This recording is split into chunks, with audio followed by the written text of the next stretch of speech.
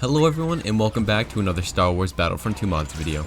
And today we're going to be looking at a brand new mod that was just added to the Nexus. And it's called Maul's Death Watch Super Commando. And you probably recognize these guys from the end of the Clone Wars series when Maul had taken over the planet Mandalore after a duel against Pre Vizsla. Well, today the modders Sergeant Roughdog, Lego Lover 15, and Piano Boy 1764 have brought these deadly Mandalorian warriors into the Battlefront. The Mandalorian Super Commando comes in as a new aerial class reinforcement for the Separatist Alliance, and it's actually nice to get a new aerial mod, as most of the reinforcement mods out right now are just for the Enforcer and Infiltrator classes. So the Mando Commando has 280 health and has all the regular aerial class unit star cards. His blaster of choice is the Westar 35, which is the blaster we see almost all the Mandalorians using throughout the Clone Wars series. And if you play the Jango Fett mod by this guy 446, you might be pretty familiar with this version of the Westar. It has pretty much the exact same firing sound and handles similar as well, but I think the Commando's Westar fires a bit faster and actually has a custom model to match the one seen in the Clone Wars and other series. Moving on to the abilities we get with our Super Commando, the first one we have is simply the Jetpack, a classic ability and a must-have as well. The Mandalorians are just as infamous for their jetpacks as they are for their helmets.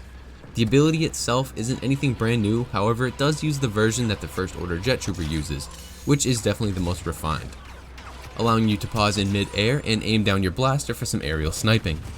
And the jetpack actually does take up 2 ability slots, both the left one and the bottom one, and I'm not sure if that was required in order for the aerial aiming to work, but I'm pretty sure the First Order Jet Trooper and the Jango Fett mod only require 1 ability slot for both aiming and maneuvering. However, this may be because he's only a reinforcement and shouldn't be too overpowered. The next ability on our list is the Helmet Scan, where the Mandalorian Super Commando will scan his surrounding areas and reveal enemy positions. And this is yet another ability that fits perfectly for any Mandalorian unit. Not only are they great warriors, but they also have a great arsenal of weapons and equipment at their disposal to hunt down their enemies. And the scan that the Super Commando uses is the one that the Clone ARC Trooper uses, which I always thought was the best scan ability across all the units, both heroes and reinforcements. And I also like how it makes a connection between the clone troopers and the Mandalorians as far as gameplay goes, because after all, every clone is the child of a Mandalorian from a certain point of view. Moving on to our third and final ability, we have the Combat Shield. This is yet another piece of equipment we see the Mandalorians use throughout the Clone Wars series, not only to deflect blaster fire, but also to go head to head against Jedi. The Combat Shield works exactly the same as the heavy unit's Combat Shield. Upon deploying, all blaster fire hitting the shield will be blocked, and it will stay activated until it takes a certain amount of damage or deactivated manually. Having the shield deployed also slows down your movement speed. However, a feature I really do like is the ability to activate the shield in the air. I think using all these different abilities at once really makes you feel like a Deathwatch soldier using everything in his arsenal to overpower his enemies. Overall, the Deathwatch Super Commando doesn't have the most unique abilities, but he's still an extremely imposing reinforcement.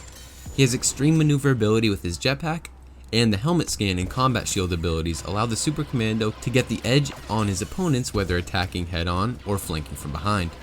The Commando also comes with some great textures, with the Maul's Deathwatch armor set and the Westar 35 blaster. Like all great things, however, there is always room for improvement. In future updates, perhaps I would love if the second jetpack slot was replaced with something like a wrist rocket or thermal detonator, giving the Deathwatch Commando a little more of that explosive flair we love from our Mandalorians. Lastly, the Deathwatch Commando does use the Clone Trooper voice, which is a bit distracting at times. It's hard to find the right voice to use that already exists within the game files. However, I think it would be better if he was just mute. After all, the Mandalorians are often the silent and brooding type. So with all that covered, we're going to end the video here. If you enjoyed it, please leave a like, it really helps out the channel grow. And if you want to see more Star Wars Battlefront 2 content, subscribe to the channel and turn on the notification bell to be updated on whenever I drop a new video. So, thank you so much for watching, and happy modding, my friends.